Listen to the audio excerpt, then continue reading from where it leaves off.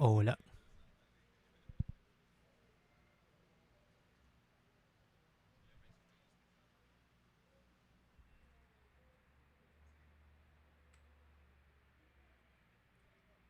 ¿Arrancamos nomás? ¿Comenzamos nomás? Buenos días, les doy la bienvenida. Un placer estar acá compartiendo con ustedes. Hoy vamos a compartir una charla denominada Tricking the Cash, Deception and Poisoning, the Old, the New and the Surprising. Esta charla está sponsoreada por Backroute, así como también es parte de los sponsors de este evento, de HackGDL, así que muchísimas gracias a Backroute por sponsorear esta charla. Ahí se escucha mejor, ¿verdad? Allá atrás escuchan bien. Genial. Bueno, la agenda que tenemos para hoy es, brevemente voy a contar quién soy yo.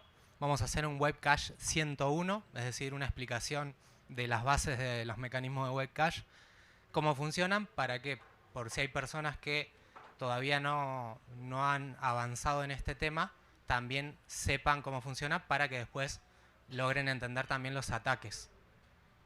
Luego vamos a seguir con un poco de historia, pero historia práctica, no se preocupen, que es Omer Hill al presente. Omer Hill descubrió el ataque de web cache Deception, así que vamos a charlar un poco sobre su white paper.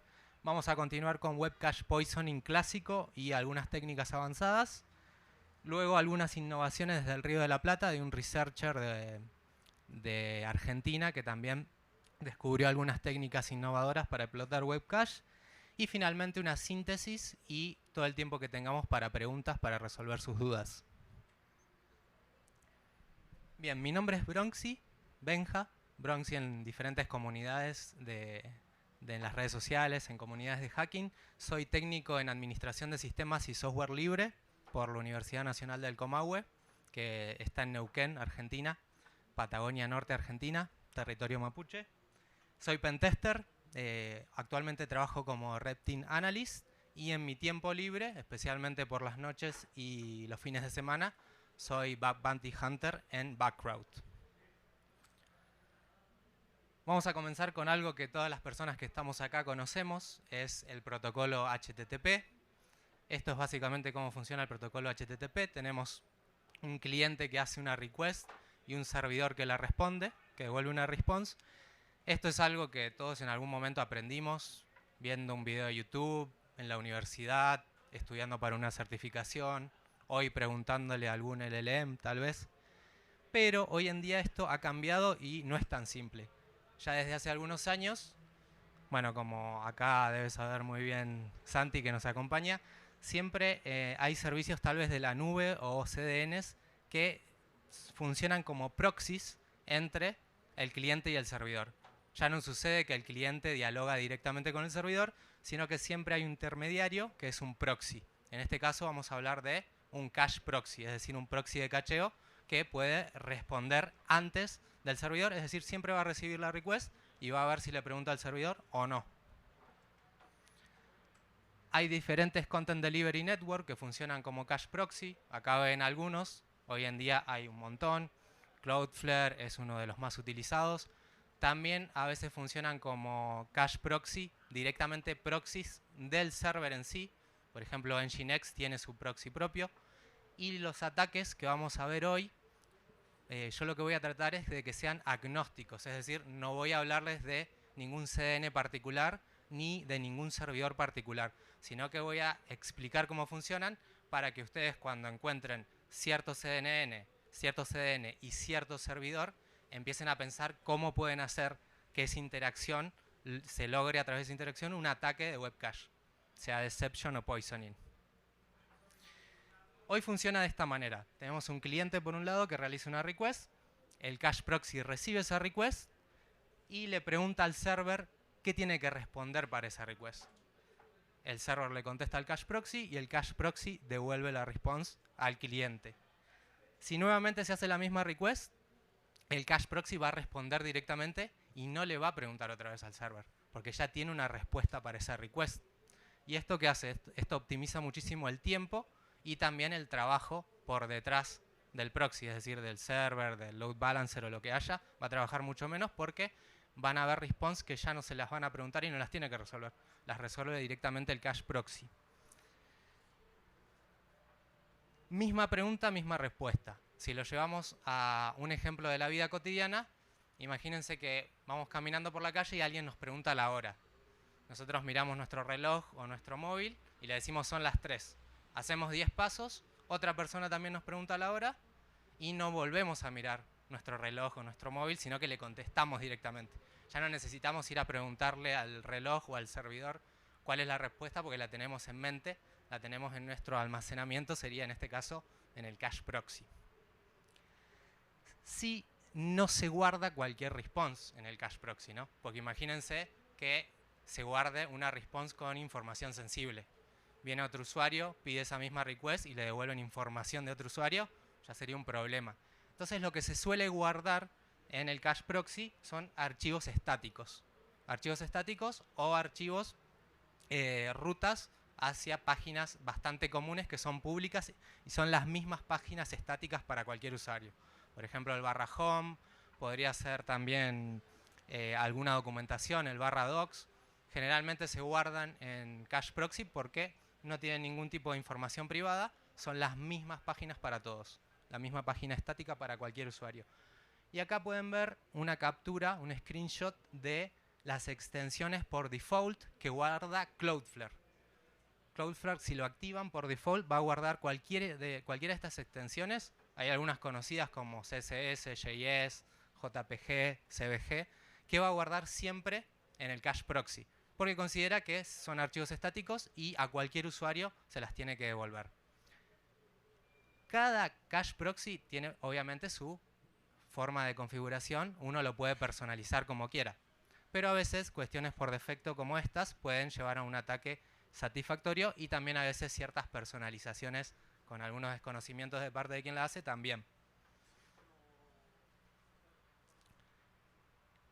¿Cómo sabe el cache proxy si tiene una respuesta o si tiene que guardar esa response? Hay algo que se denomina cache key que sirve para identificar si esa response existe en el almacenamiento del cache proxy o no, o si tiene que preguntarle al server. En las cache key generalmente por defecto lo que se almacena es el host y el path, lo que acá pueden ver en verde y en azul. Generalmente eso es parte de la cache key y eso depende del CDN o el cache proxy, hace un hash de eso. Hace un hash de eso y si tiene ese hash sabe que esa respuesta la tiene y no va a preguntarle al server. Las cookies no deben estar nunca en la cache key. Si están, está mal. Las cookies tienen que estar siempre por fuera. Y generalmente hay a veces algunos otros headers que se pueden agregar al cache key. Pero en general y en mi experiencia, lo único que suele estar en la cache key es el host y el path. Y el path incluye cualquier cosa que venga después, incluso delimitadores como query params. Ahora lo vamos a ver más en profundidad. Y este es un archivo main.js que como ven es estático, por lo tanto se va a guardar en cache proxy y por lo tanto va a tener un hash definido. Y si se pide este archivo ya sabe el proxy que lo tiene que devolver de su almacenamiento y no va a ir a preguntarle al server.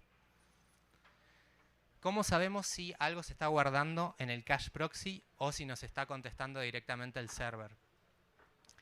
Algunas header response nos dan información sobre eso. Probablemente han visto en los header response el xcache o algún otro nombre según el CDN que responda. Si dice miss, probablemente es algo que va a quedar guardado en el cache proxy, pero es la primera vez que se consulta. Entonces, en ese momento el cache proxy fue y le preguntó al server y lo trajo y te devolvió la respuesta. Pero la segunda, la tercera, la cuarta vez que se haga la request a ese mismo archivo, el xcache nos va a devolver un hit. ¿Qué significa el hit? Que te está respondiendo el cache proxy y no el server. Ya directamente estás interactuando con el cache proxy. Otro header interesante de las respuestas es el cache control, que si dice public, efectivamente es algo público que se guardó en cache. Y max age es el tiempo que esa response va a estar almacenada en el cache proxy. En este caso pueden ver que es un número alto, dice 2.592.000. Esos son segundos. Si sacan la cuenta, eso equivale a 30 días, a un mes. Es decir, que ese archivo que se consultó va a estar guardado en el cache proxy por un mes y cuando termine ese mes se va a hacer un refresh y la primera persona, el primer usuario que pida ese archivo se va a guardar otra vez en cache proxy. pero también hay refresh del proxy, porque imagínense que se cambia algún archivo estático, por ejemplo un JS, porque se cambió la web, hay una manera de refrescarlo antes sin problemas. Y si pueden observar, al final, en la segunda imagen, dice age 60. Ese header nos lo va a responder también cuando la respuesta viene del cache proxy y no del server. ¿Por qué? Porque esa es la edad que tiene esa respuesta. Es decir, que hace 60 segundos se guardó en cache proxy y le quedan de vida, si sacamos la cuenta, le quedan de vida 29 días y 23 horas y 59 minutos, ¿no? Y así cada vez que la consulten va a ir subiendo segundo a segundo. Esa es información que nos puede servir para entender cómo funciona el proxy y quién nos está contestando realmente. Igual más adelante vamos a ver que a veces nos miente. Algo que quiero aclarar antes de empezar y ir ataque por ataque es una diferencia entre un ataque básico de Web Cache Deception y de Web Cache Poisoning. Un ataque básico de Web Cache Deception es siempre cuando la víctima hace la primera request, esa request queda guardada en el cache proxy y el atacante hace la segunda request y obtiene información sensible de la víctima. ¿Por qué digo esto? Porque muchas veces en muchos reportes se confunde Web Cache Deception con Poisoning y se habla como que siempre fuera Poisoning. Pero la diferencia particular para tenerlo en cuenta es esto. En el Deception la víctima va a hacer la primera request y el atacante después la va a ir a buscar. Es decir que este tipo de ataque necesita User Interaction. En cambio, en Web Cache Poisoning es a la inversa. El atacante realiza la primera request, pone algún payload, el ejemplo más utilizado y tal vez lo que más se encuentre es un cross-site scripting, pone un payload de un cross-site scripting, queda eso almacenado en el web cache, en el cache proxy, y la víctima o las víctimas que vengan después a consultar esa request, porque es una request tal vez del home, tal vez de un archivo estático que se utiliza siempre y se carga automáticamente en el cliente, va a recibir ese payload. Entonces, en este caso no necesita User Interaction. Comencemos con Web Cache Deception, de Omer Hill al presente. En julio de 2017, Omer Hill publica su paper Web Cache Deception Attack. Y en este paper, él lo que propone es un ataque de Web Cache Deception, un engaño de Web Cache, a través de dos cuestiones que se tienen que cumplir. Porque él se da cuenta acá de algo que sirve para muchos otros ataques también, que es un mapping que hace el server. Y él se da cuenta que algunos servers, él da el ejemplo de PHP sin ningún framework, también del framework Django y de algún otro, que se da cuenta que no importa lo que se ponga después de una ruta, no importa si se pone otro segmento que no existe, por ejemplo MyAccount trae los datos de tu cuenta, pongo barra lo que sea y sigue respondiendo MyAccount, porque detrás hace un mapeo que siempre trata de responder al primer segmento que encuentra y no le importa lo que sigue. Se dio cuenta de eso y también de otra cosa que vamos a ver acá. Como les dije, estos son los dos requisitos para un ataque de Web Deception válido. Que él responda siempre, por ejemplo, MyAccount me da un 200, le pongo barra lo que sea, lo que se les ocurra, y me da un 200 también y me trae los mismos datos. Me trae el mismo HTML que si hubiera ido directamente a MyAccount. Y también se tiene que cumplir que se puede engañar al cache proxy, ¿no? Acá por un lado tenemos al server que nos responde siempre aunque pongamos otro segmento, y por otro lado tenemos al intermediario que es el cache proxy que sabe que tiene que guardar cualquier archivo estático, por ejemplo un archivo de hoja de estilo como CSS. Entonces, ¿qué pasa? El server cree que estoy pidiéndole solo a MyAccount y el proxy cree que estoy buscando un archivo que se llama son.css, entonces lo va a guardar como archivo estático y nos va a devolver un ex-cache-miss a la víctima, y después nosotros como atacante vamos a ir a la misma URL y vamos a obtener la información de la víctima porque el cache proxy pensó que era un archivo estático y lo guardó en su almacenamiento, y el server no le importa si no está bien la ruta, va a resolver primero la que encuentre en su mapeo. Este es el flow. Imagínense que la página de HAT GDL tiene un MyAccount, ¿no? Vamos a MyAccount, barra son.css, se hace la request, el proxy dice no tengo una respuesta para esto, va y le pregunta al server, el server le devuelve información sensible del usuario, algún token, algún secret que está ahí en MyAccount. el cache proxy dice, pero esto es un archivo CSS, entonces lo voy a guardar para las próximas veces que me pregunten sobre esa misma URL. Porque recuerden que el host y cualquier ruta siempre va a estar en la cache key. O sea que si se hace otra vez esa request, lo va a encontrar en su hash de la cache key y te lo va a devolver. Y en ese caso el atacante vuelve a hacer, por primera vez el atacante hace esta request que hizo primera vez la víctima y va a obtener un hit y va a obtener la información sensible. Esto es algo que empecé a hacer también cuando empecé a hacer pruebas sobre Web Cache Deception, que es hacer prueba y error, a ciegas, sin fijarme los header ni nada. Ir y probar directamente. Lo que hacía en esta metodología es encontrar en esa web que estaba auditando algún path que me devuelva información sensible, sea lo que sea información personal, sea token, sea API key, sea la tarjeta de crédito, lo que encuentre con información sensible. Y entonces probaba agregarle una ruta de cualquier cosa y algún tipo de archivo estático. Y a veces me respondía. Y yo intentaba ver después si lo podía reproducir sin las cookies. Y ahí veía si el ataque era válido o no. Y en esta prueba de error podía tener 4 posibilidades. La primera era, si probaba así a ciegas, que me responda my account normalmente, pero no lo guarde en cache. La segunda, que responda un error 404 not found y sí se guarda en cache. La tercera, que responda un error 404 y no se guarda en cache. Y la cuarta, que responda my account normalmente y sí se guarda en cache. Y ahora les voy a hacer una pregunta, a ver quién está más atento o atenta. ¿Cuál de estas significa un ataque exitoso de Web Cache Deception? Sergio. La 4, exactamente. Se ganó un premio acá, Sergio, por responder bien. Ahí te van a dar un premio que te ganaste. Regalito. Bien, continuamos.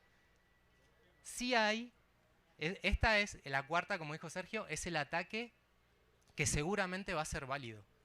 Pero hay otro que también puede llegar a ser válido. ¿A alguien se le ocurre cuál puede ser?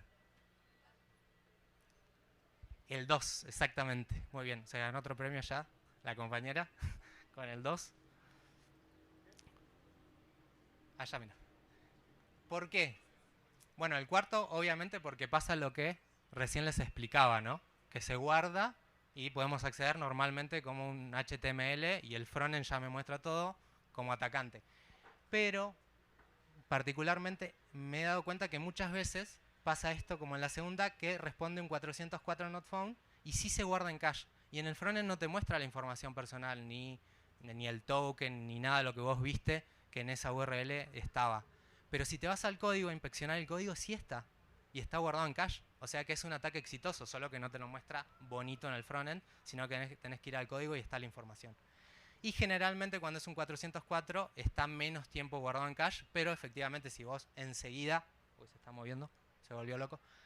Si vos enseguida como atacante lo revisás, vas a acceder a la información sensible. Entonces, cuando encuentren un 404, revisen si en el código, efectivamente, hagan un inspeccionar ahí o fíjense en la respuesta de Warp, si efectivamente está la información personal o no y está guardada en cache. Los pasos de reproducción para un Web Cache Deception Attack exitoso. Primero, el atacante le envía una URL maliciosa a la víctima. Por eso les decía que necesita un User Interaction. En este sentido es similar a un cross-site scripting reflejado, que vos tenés que mandarle una URL a la víctima. En este caso la URL solo tiene que tener algún engaño tanto para el server como para el cache proxy.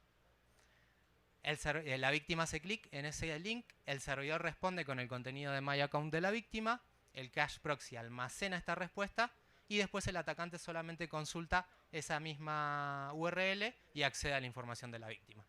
Y ese es un ataque de Web Cache Deception básico y se encuentra bastante, aunque pareciera que no, que es muy básico, pero sí porque hay mucho desconocimiento de las configuraciones de los CDN. Muchas personas, por ejemplo Cloudflare, dicen pongo Cloudflare porque quiero que sea mi Web Application Firewall, pero no tienen en cuenta que también funciona como cache proxy y por defecto va a guardar todas las extensiones que considere estáticas. Digo Cloudflare, hay muchos y todos tienen sus particularidades. Si no funciona el mapping Es decir, que si el server no resuelve cada segmento que no existe, tratando de resolverlo con el primero, si eso no funciona, hay otra forma que descubrieron estos investigadores que denominaron Cache and Confuse, yo creo que en honor a Led Zeppelin y a Dazed and Confuse, Web Cache Deception in the Wild. Y lo que proponen acá es que si no funciona el mapping, es posible conseguir un ataque utilizando un delimitador en la URL. Cualquier tipo de delimitador. Acá tienen algunos, no son todos los delimitadores que se pueden encontrar. Esta es una captura de algunos de los delimitadores que propone la Portswigger Academy. Y van a ver que de este lado están en texto plano y de este lado están en URL encode. ¿Por qué? Porque siempre hay que probar de las dos formas porque no sabemos cómo lo está resolviendo el cache proxy ni el server. Entonces tenemos que siempre tener una lista de todos los que queremos usar sumado a también el mismo carácter de delimitador encodeado en URL. ¿Cómo funciona este ataque? Similar al anterior, solo que acá lo que se trata de hacer es que ese delimitador, acá puse como ejemplo el signo pesos, podría ser cualquier delimitador, hay que probar con todos, a ver qué pasa. El delimitador va a decirle al server que hasta acá lea y entonces el server no va a ir más allá de ese segmento hasta donde llega el delimitador. Entonces así lo podemos engañar. Y el cache proxy, si le ponemos .css o lo que sea, va a seguir pensando que es un archivo estático. Entonces, si el mapping no funciona, ese tipo de mapping, podemos utilizar algún delimitador. Y esto hay muchísimo para investigar. ¿Por qué? Porque según el framework va a tener uno como delimitador o no. No le va a importar nada de lo que se diga como normalización. Cada framework es particular. Así que siempre hay que probar cualquier carácter. Tal vez funcione como delimitador. Y si pueden engañar al cache proxy, probablemente obtengan un ataque de web cache deception exitoso. Pero también, si todo esto falla, ¿por qué puede fallar esto? Porque ya los CDN saben de este ataque y tienen maneras de protegerse. Y una de las maneras de protegerse es hacer un matching entre la extensión de la request y el content type de la response. Si el content type es HTML y yo te estoy haciendo una request con un .css, no tiene sentido. Entonces el CDN dice, no, esto está raro, no lo guardo en cache porque probablemente sea un ataque. Entonces, ¿qué podemos hacer? Esto es algo que presentó Martín Doigenart el año pasado en DEF CON y también lo presentó en Ecoparty, que son diferentes formas de explotarlo cuando hay algún problema de este tipo que no nos deja. Y él lo que presentó es que lo puedes explotar a través de rutas que almacenan información estática, ¿no? Que está configurado el cache proxy para que en esa ruta todo lo que se guarde es estático, entonces todo lo que se guarde ahí va a ir al almacenamiento del cache proxy. Acá hay un ejemplo que es static. Todo lo que se guarde bajo static lo que sea, se va a guardar en cache proxy porque está configurado para que dentro del path static sí o sí se guarde en cache. Puede ser assets, puede ser resources. Se van a tener que fijar ahí en la web que están auditando si hay específicamente algún path donde está guardando específicamente todo lo que considere estático. Y por otro lado también la explotación a través de nombres de archivos, que estos nombres de archivos generalmente vienen por defecto ya a guardar en el almacenamiento de cache. ¿Por qué? Porque son los robots.txt, porque son los favicon.ico, porque son los index.html y algunos otros que si ustedes están auditando la web se pueden abrir la DevTool y van a ver que hay otros archivos a veces personalizados que siempre está guardando en cache. Simplemente porque el nombre es la regla para guardarlo. Entonces, podemos explotarlo utilizando alguna de estas formas. Static pack con delimitadores. Bien. Lo que se hace acá es algo parecido a path traversal. ¿Todos saben lo que es path traversal? Levante la mano, ¿quién sabe? La mayoría. Bien, vamos a explicarlo igual. ¿Qué pasa acá? Lo que queremos hacer es un engaño. Otra vez vamos a engañar al proxy cache y vamos a engañar también al server. Nosotros por empezar sabemos que en static todo lo que se guarda en static, el cache proxy va a decir, esto es estático, lo voy a guardar. Entonces nos aprovechamos de eso.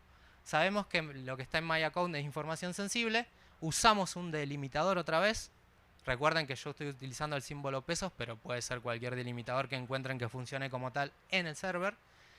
Y hacemos un .segment, es decir, punto barra, para que vuelva hacia atrás en el path, al estilo de path traversal. Y lo encodiamos en URL para que no lo resuelva el cliente y pase.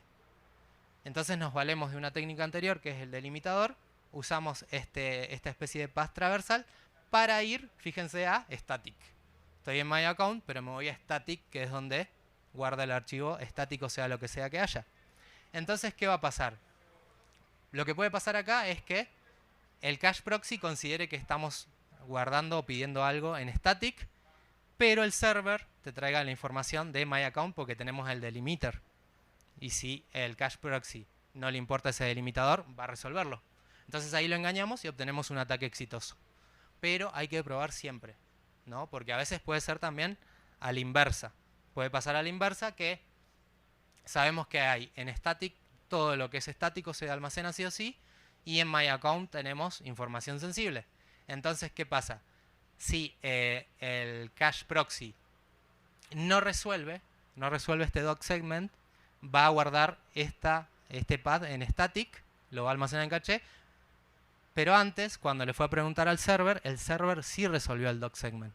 Entonces el server le va a responder con my account, pero para el cache proxy la cache key es static, entonces lo va a almacenar y va a dejar eso guardado y nosotros podemos accederlo después. De esta forma hay miles de maneras de probar con todos los delimitadores que puedan conseguir. Pueden ahí hacer un intruder si quieren y ir probando con todos cuando ven que algo así podría ser efectivo. Lo mismo sucede con archivos que están configurados directamente con el nombre, ¿no? El nombre ya es algo que tiene que guardarse en el cache proxy. Y hacen el ataque de la misma manera. Tratamos de engañar al cache proxy, que el cache proxy en este caso resolvería el doc segment, se iría a robot.txt y lo almacenaría en cache. Pero el server traería la información de my account porque resuelve hasta el delimitador. Fíjense que acá agregué algo más, que es un query param que dice cb igual 23. Eso podría ser cualquier cosa. ¿Por qué?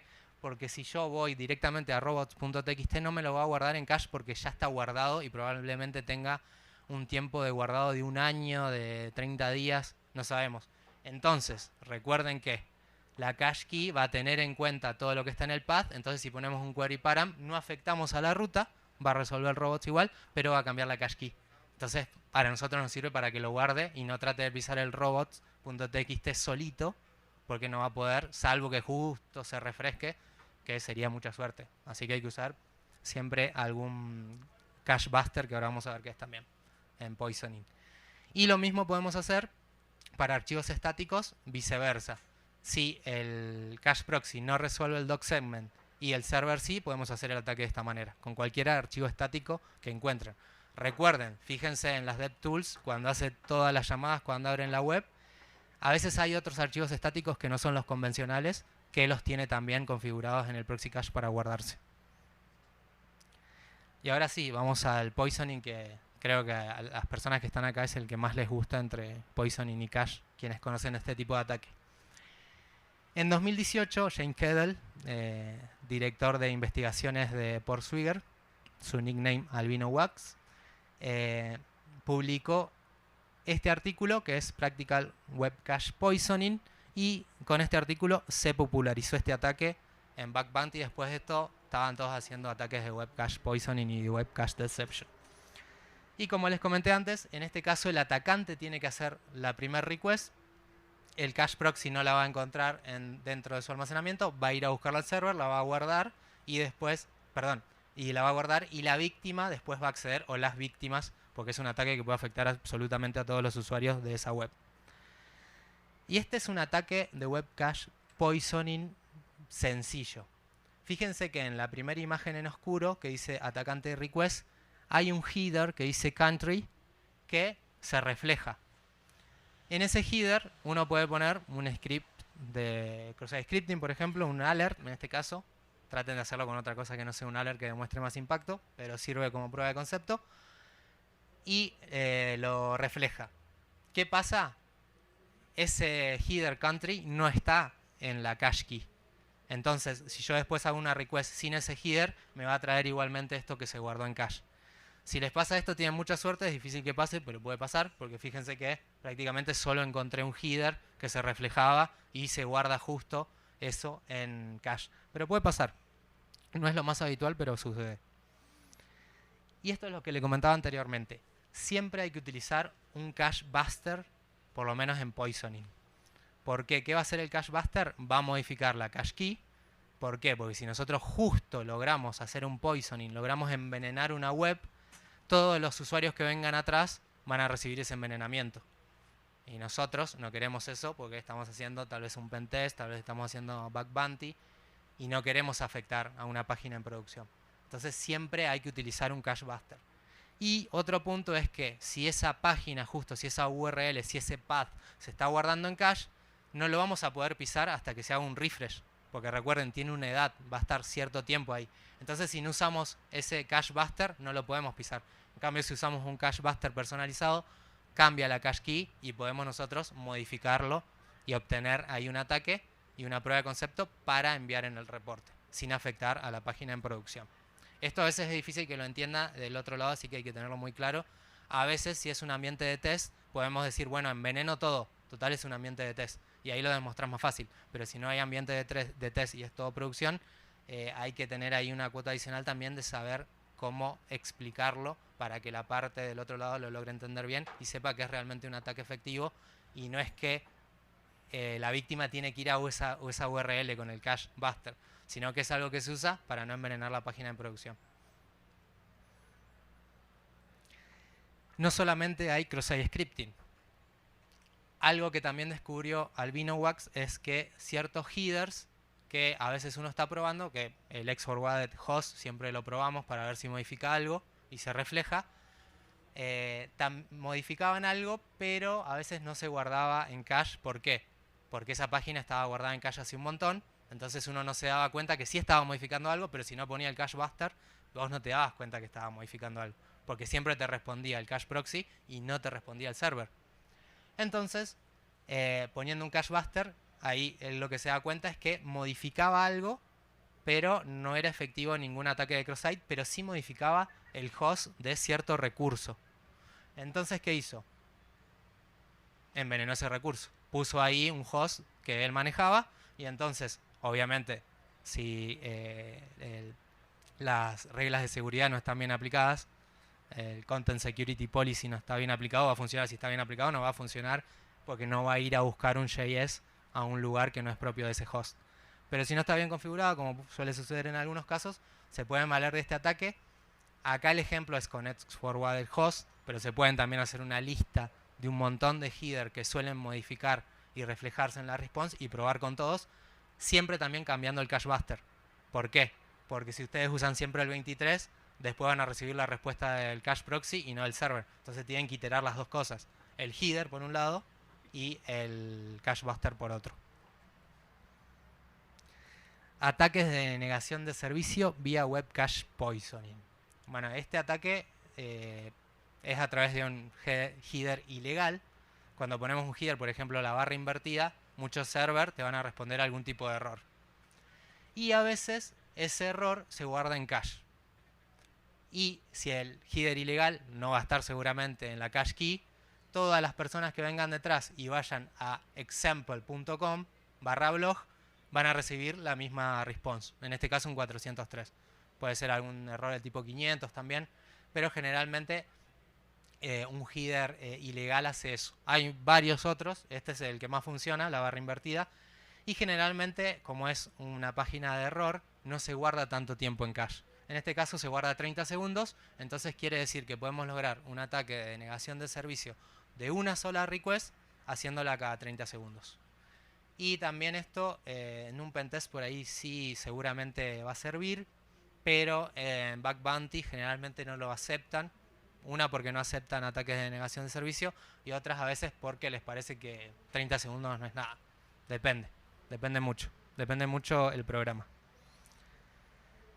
Otro ataque muy interesante es a través del redireccionamiento. Este también es de AlbinoWax. Acá lo que notó es que si agregaba el header X-Forwarded Scheme y ponía no HTTPS, se hacía un redireccionamiento y se guardaba en cache. Pero no le servía de nada eso, porque obviamente no podés decirle a la víctima, pon este header así te redirecciono. Pero se dio cuenta que si unía el X-Forwarded Scheme con el X-Forwarded Host, se modificaba el host de la redirección y se guardaba en cache también. Entonces cualquier otra persona que después iba a example.com/blog iba a ser redireccionado a un host que le pertenecía al atacante. Este es otro ataque de negación de servicio a través del puerto. ¿Por qué? Porque hay configuraciones de cache proxy que no tienen en cuenta el puerto, no están en la cache key. Entonces vos pones el puerto, si se está guardando la response siempre en el cache proxy, lo va a guardar y cuando alguien haga una request sin el puerto, va a recibir un redireccionamiento hacia la misma URL con el puerto. Entonces es otro ataque de negación de servicio. Bien, ¿qué necesitamos para un ataque de web cache poisoning efectivo? Por un lado, los inputs reflejados, que pueden ser cualquiera, y por otro lado, que haya un almacenamiento en cache.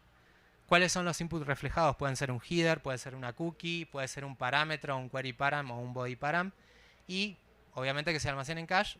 Uno de los indicios es que el xcache nos diga miss, pero no se fíen de eso, porque a veces hay más de un cache proxy y a veces uno te está diciendo miss o te dice que no se guarda y otro sí lo está guardando, porque ahí hay una mala configuración y hay muchos servicios interactuando entre sí.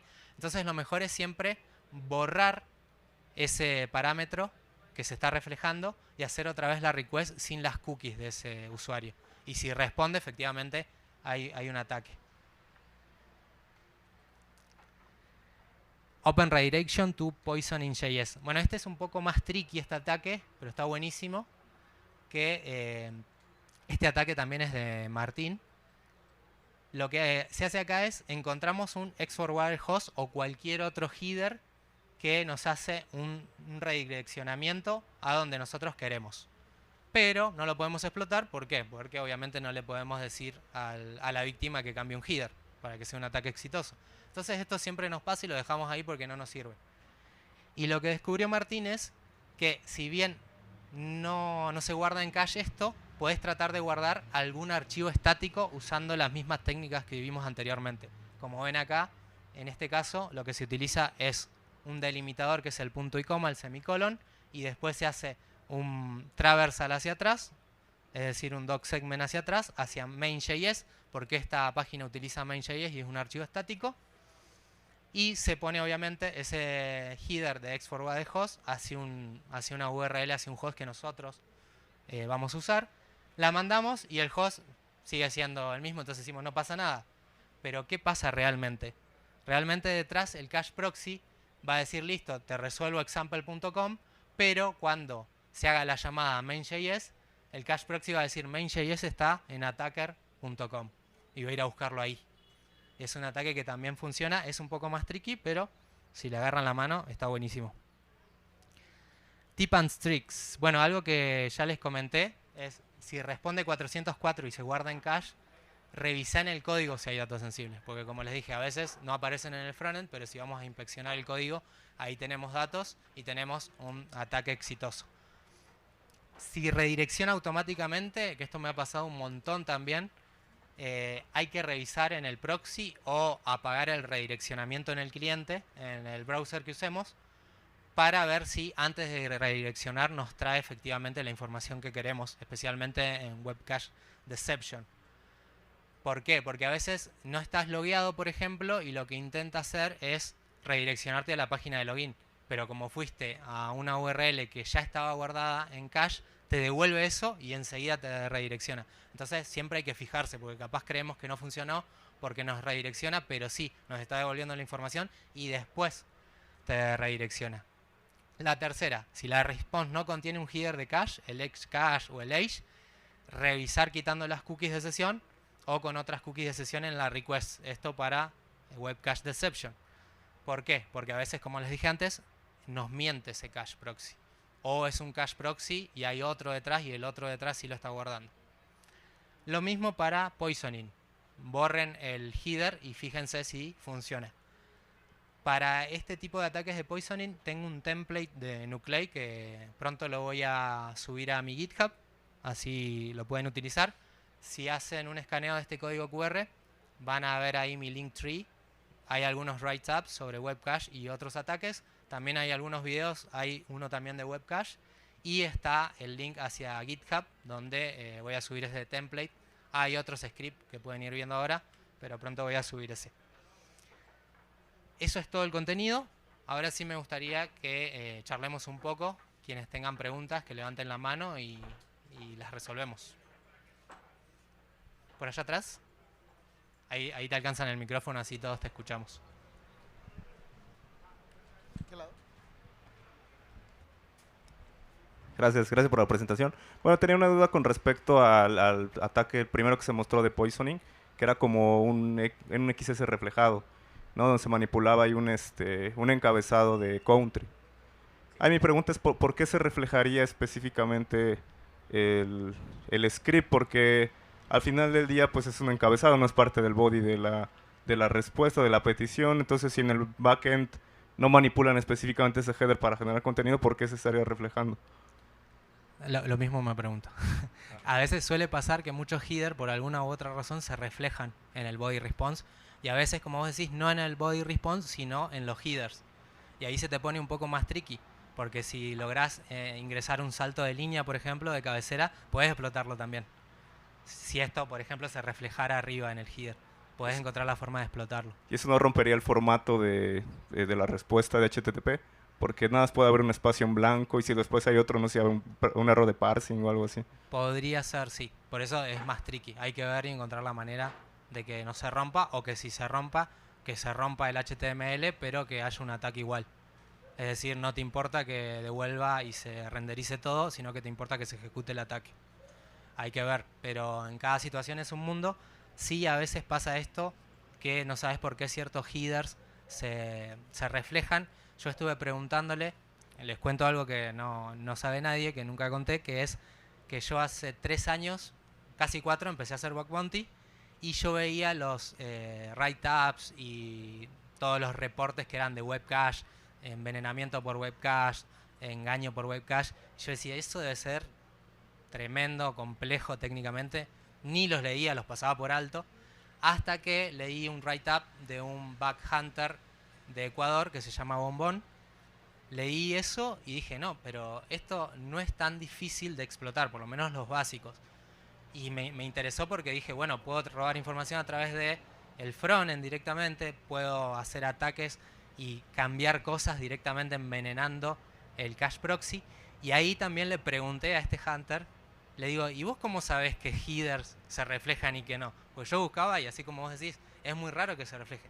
Y me dijo, yo tengo en cuenta cuando recién inicié sesión, hay headers que aparecen y hay también cookies que aparecen ahí y no se usan nunca más.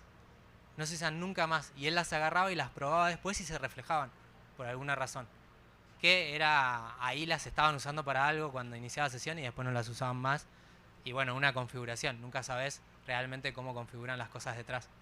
Pero esa es una buena manera de recolectar headers o cookies que se reflejan sin hacer fuerza bruta.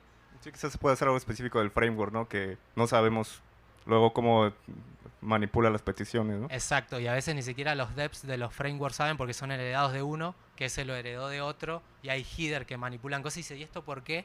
Porque viene heredado de 3 frameworks hacia atrás que sí usaba ese header para algo. Ok, gracias. Un placer. Te ganaste un regalito por hacer la primera pregunta. Alex. ¿Alguien más por acá? Sí, para el que hizo la pregunta. ¿Y le podés pasar el micrófono a ella, por favor? Así la escuchamos todos.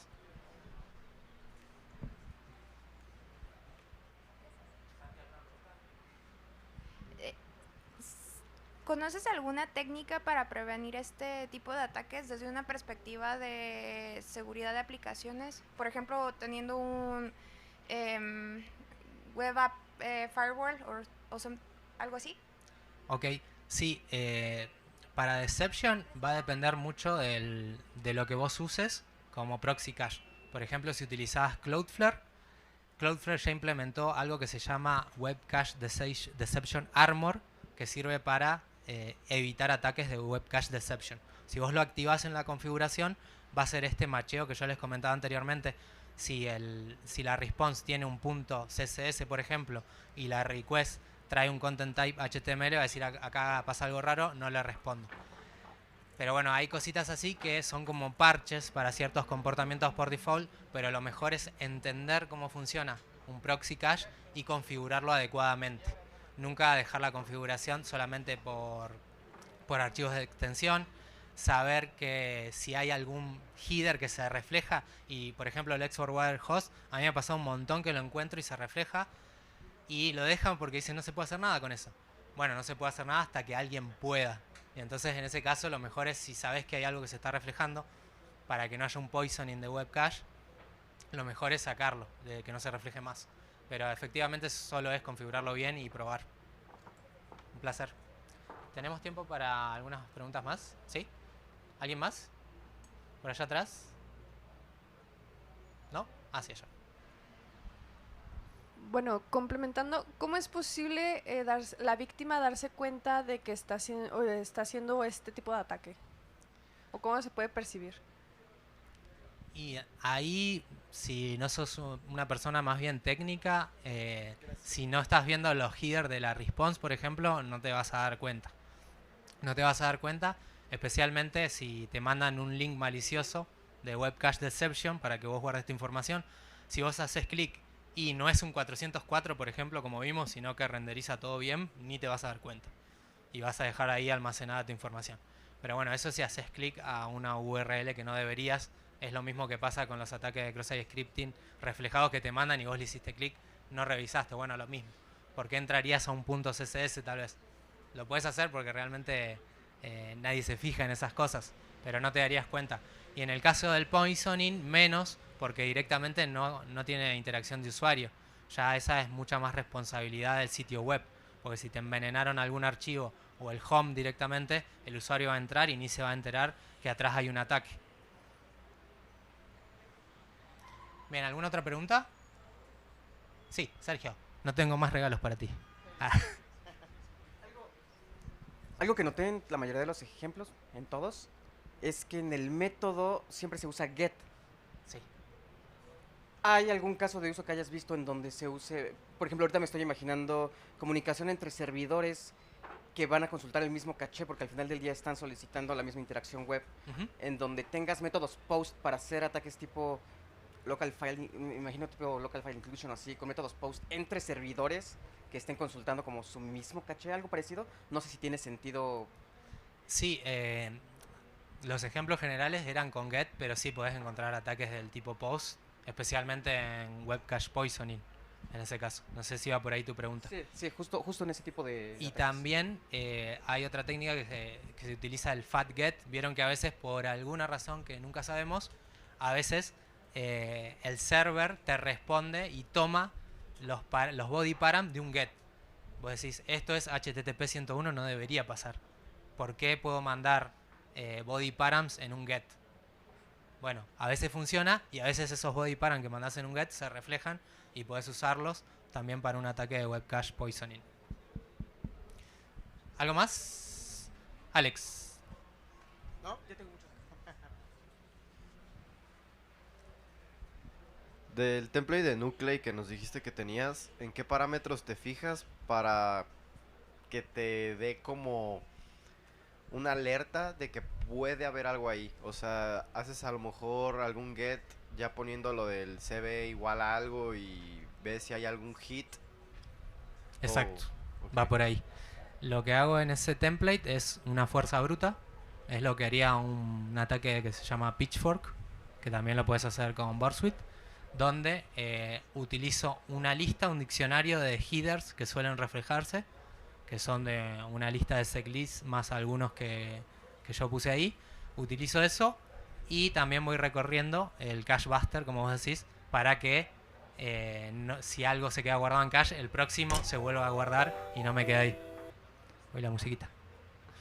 Entonces, ¿qué pasa ahí? Hago dos requests. La primera con el header y algún valor que yo le pongo para ver si se refleja, y con un cache buster. Ok. Y con un cache buster. En la segunda quito el header y dejo el mismo cache buster, a ver si hace un hit. Y si me trajo lo reflejado, ya en la consola, en la terminal, me va a avisar Nuclei, si se reflejó, hizo hit. Y en la segunda que va a hacer va a usar otro header, otro cache buster. En la otra va a hacer lo mismo pero sin el header, pero el mismo cache buster y así. O sea, 2 veces el mismo cache buster y una vez el header para ver si se refleja la segunda y queda guardado. Hace eso nada más. Gracias. Un placer. ¿Estamos? Bueno, muchísimas gracias por venir. Si tienen alguna otra duda por ahí que no quisieron comentar acá o que no alcanzó el tiempo, voy a andar por acá, así que me buscan y charlamos un rato. Muchísimas gracias.